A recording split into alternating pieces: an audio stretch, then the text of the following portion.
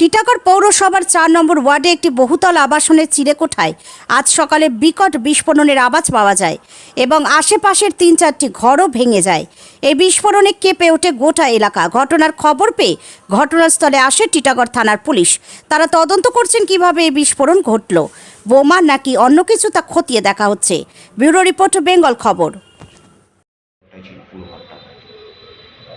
হিটে ফেটে গেছে না? এখনো বাড়িতে বন্ধ।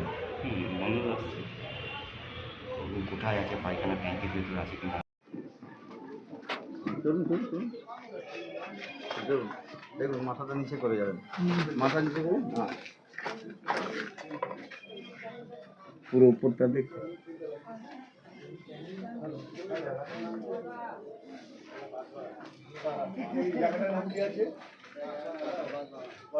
আমরা তো ঘুমিয়েছিলাম, 6:30-6টার সময় হয়েছে, এটা নষ্ট হয়ে গেছে। তারপরে সব উঠলাম আমরা, ভাগাভাগি পুরো পাঁচিলগুলো সব পড়ে গেছে এইখানে। তারপরে কিছুক্ষণ পরে সব শান্ত হয়ে গেছে, এটাই হলো। আর না কেউ লোক থাকতো, এই 6:30-6:20 ওই পাশে হয়েছে। পুরো হুড়মুড়িয়ে পড়ে যায়।